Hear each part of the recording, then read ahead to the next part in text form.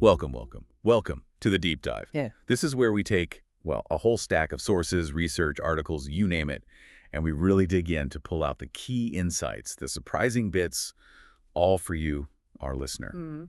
Today, we're diving headfirst into something that, well, for a lot of people in faith communities, it's incredibly sensitive. It can be painful, confusing. We're talking about divorce and remarriage in Christendom. Yeah, it's definitely an emotionally charged topic. You hear about folks feeling trapped, caught between what they think their faith demands and just the really tough realities of life sometimes. Exactly. People wrestling with deep torment because of teachings that maybe feel rigid or maybe even disconnected from the idea of a loving God. That's it. And our mission today, it's important to say, isn't to give the answer. We're not endorsing one specific view here. No, absolutely not. Instead, we're doing a really focused deep dive into one particular interpretation. It comes from a YouTube video transcript. Divorce and Remarriage According to the Word of God, Keith Risden. Right, so we're going to unpack his arguments, look at the biblical support he uses, see where he lands. The goal is really to give you, the listener, a shortcut to understanding this specific viewpoint. So you can grasp its logic, its implications. Maybe it challenges some things you've assumed, maybe not. But you'll be informed about this take. And just to be super clear, we're presenting the arguments from this source impartially. We're not here to agree or disagree, just to dissect this approach to the Bible on this very personal topic. Okay, so let's start where the source starts. The problem. The presenter kicks off by saying this isn't just a small issue, it's a serious problem, a sad issue, right across Christendom. He calls it a misunderstood doctrine. And that misunderstanding, he argues, leads directly to real human suffering.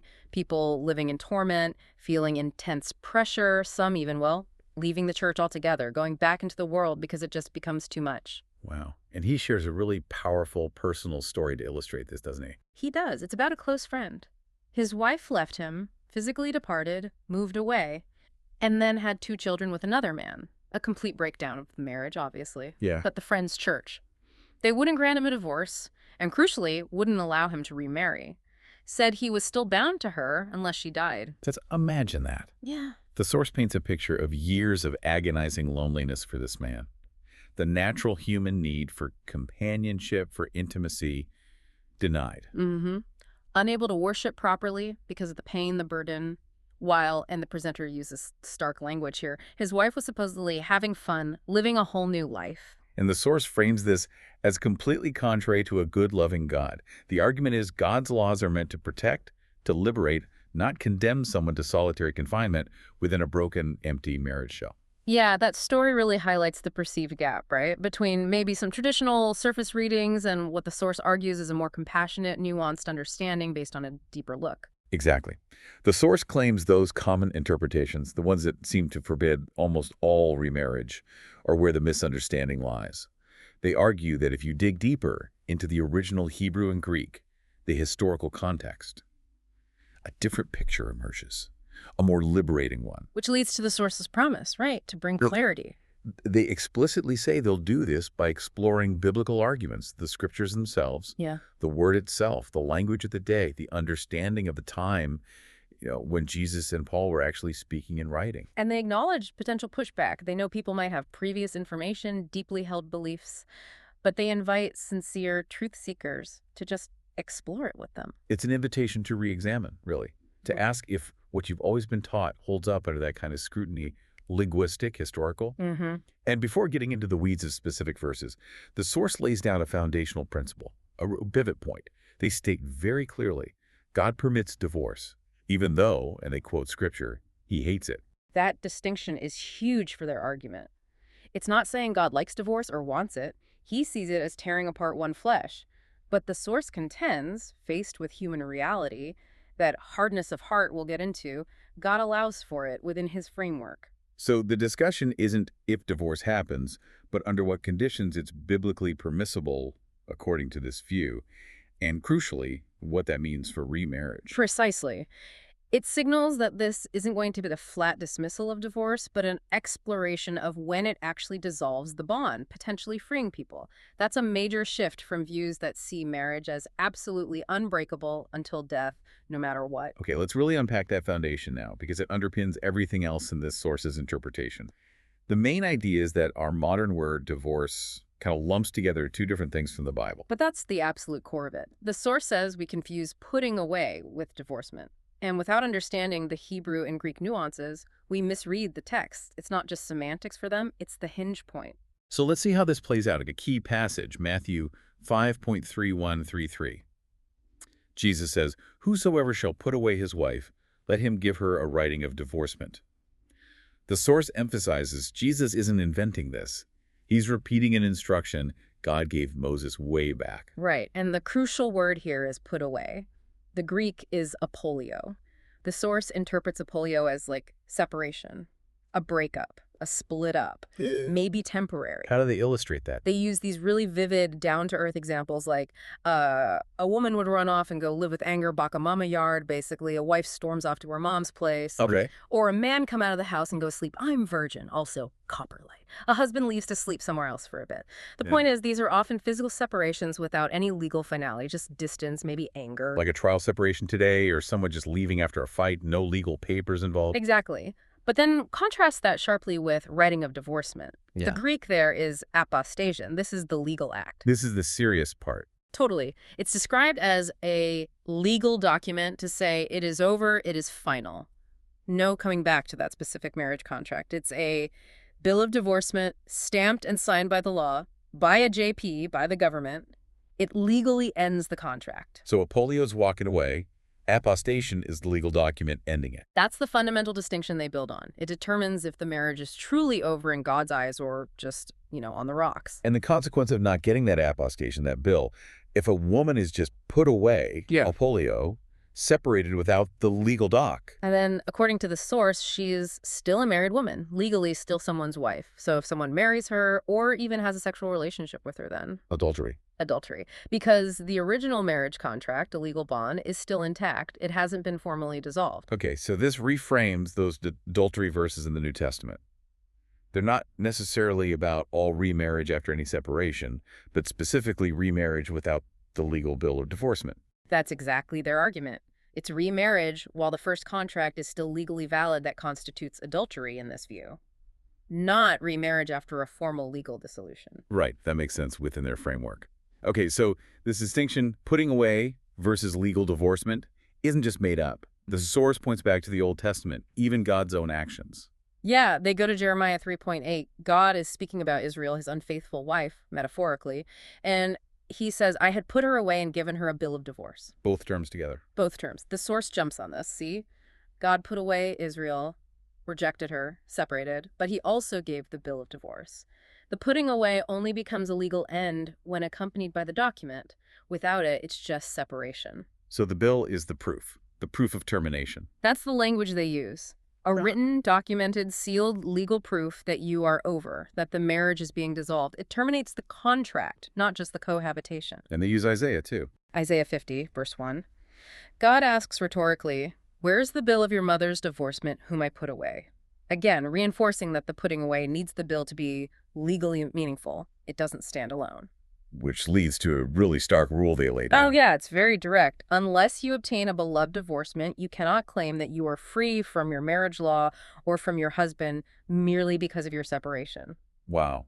So no bill, no freedom. Pretty much. If there's no bill, they say you must remain single and alone. If you cannot make up, then a written bill of divorcement must be given.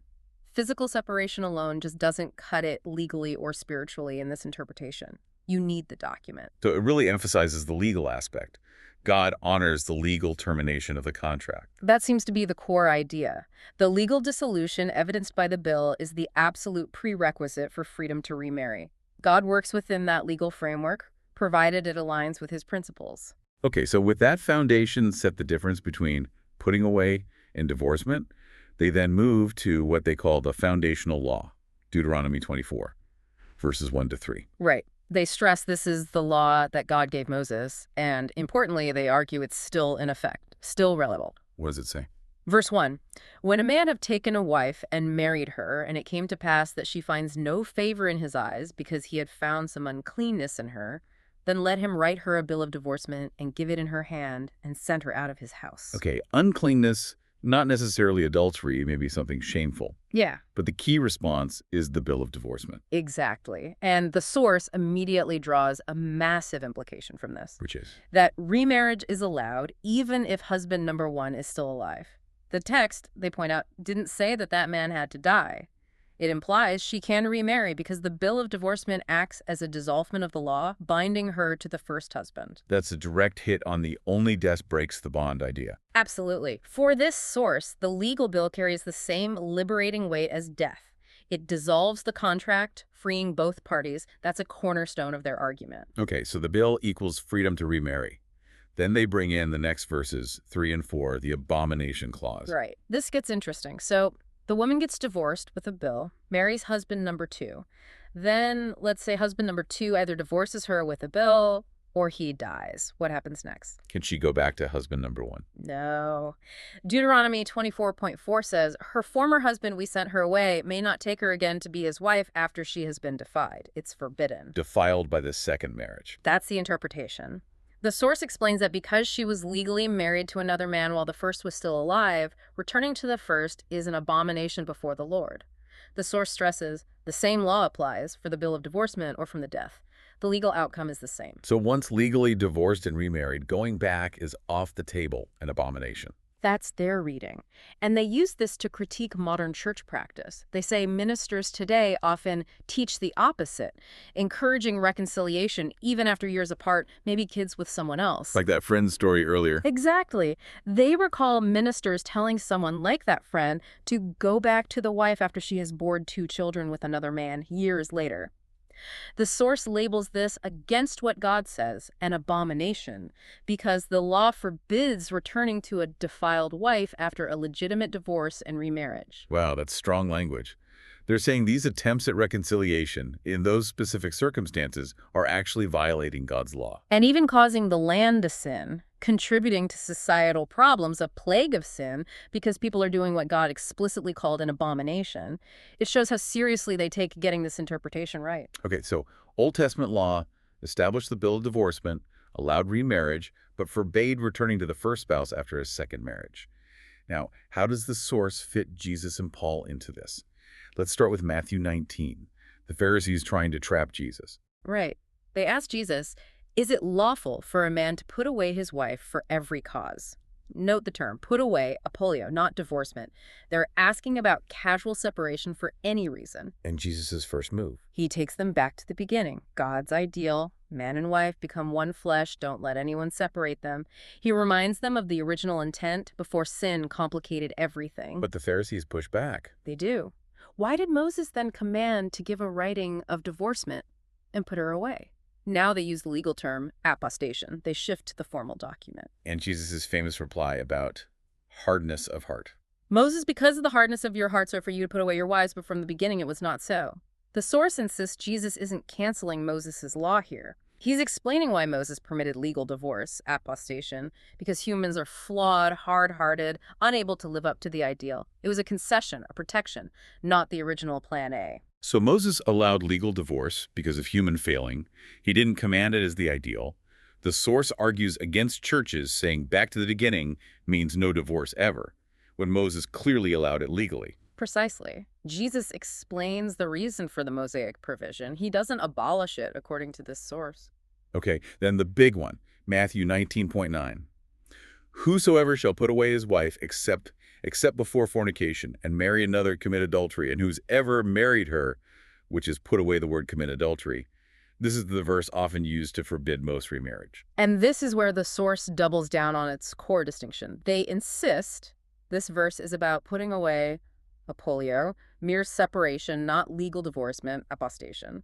They stress no mentioning in this text of the bill of divorcement here. No, their reading is, If you put away, separate without a legal bill, your wife, she's still legally married to you. So if you then marry someone else or someone else marries her while she's only separated, not legally divorced, that's adultery because the first legal marriage bond is still intact. so again, it's not remarriage after legal divorce that's adultery. It's remarriage after mere separation, that is. The legal bill is the game changer. That's their consistent argument. And they add that the only reason why a man should really separate is because of fornication.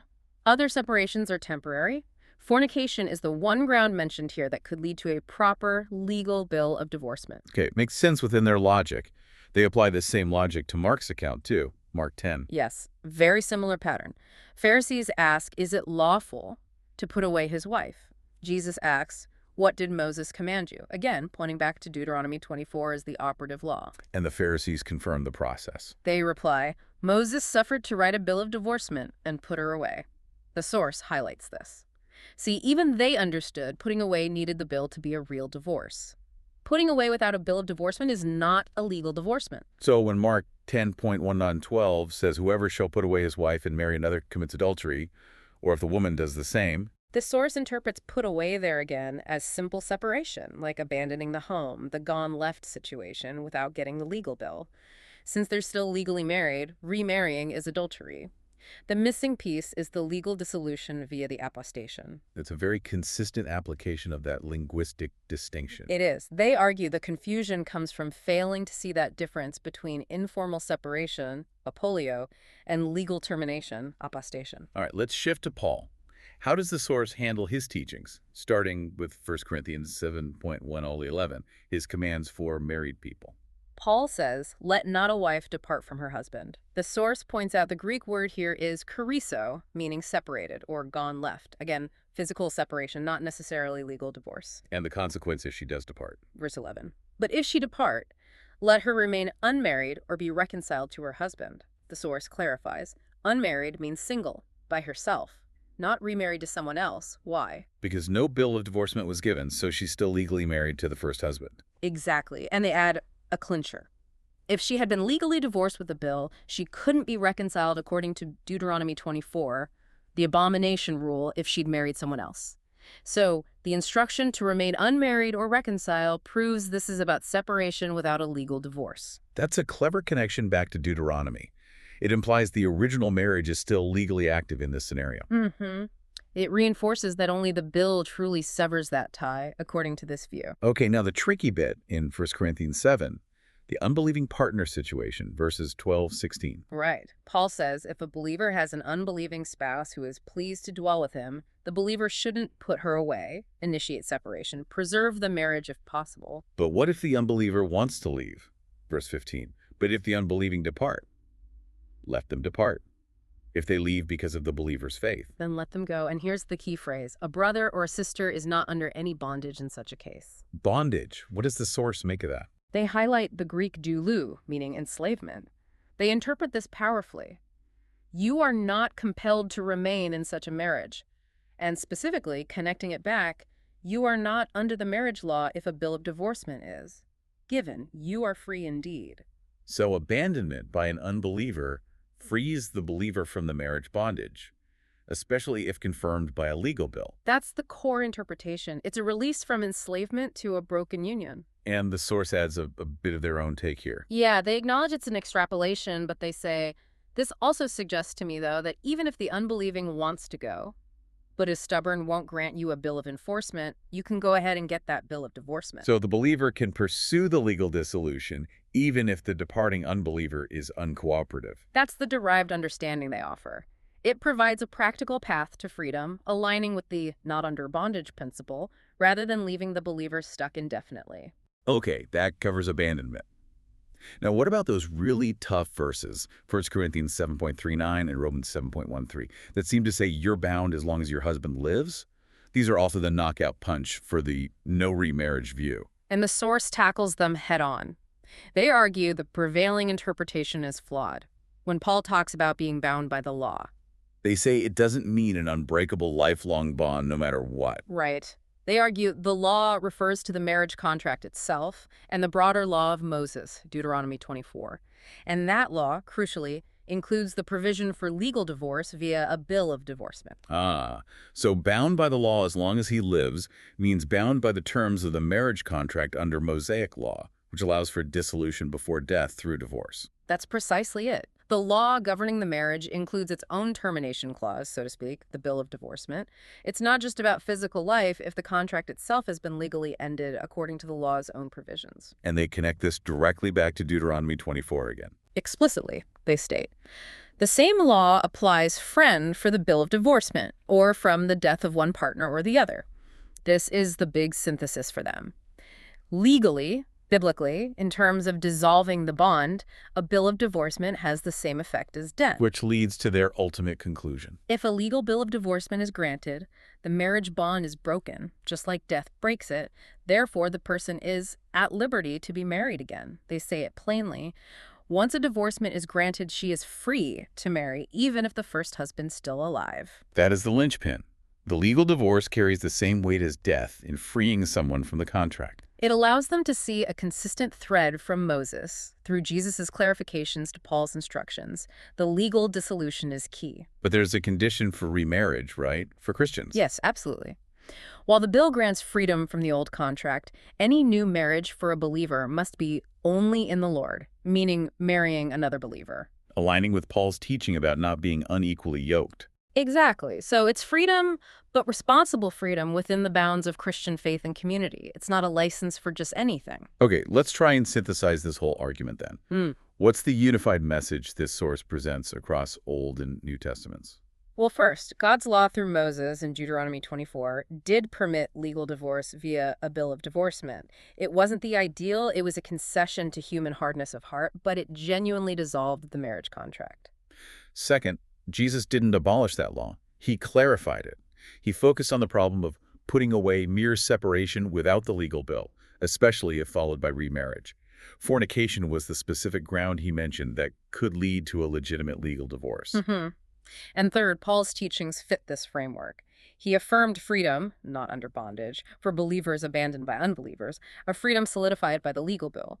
The law that binds is the marriage contract itself, which can be dissolved either by death or by that legal bill of divorcement. So, the source believes this interpretation clears up confusion and offers deliverance from what they call false doctrines that cause unnecessary suffering. Yes, they see it as restoring a clear, plain truth that makes sense of the scriptures and offers a compassionate, biblically sound path for people in difficult marital situations.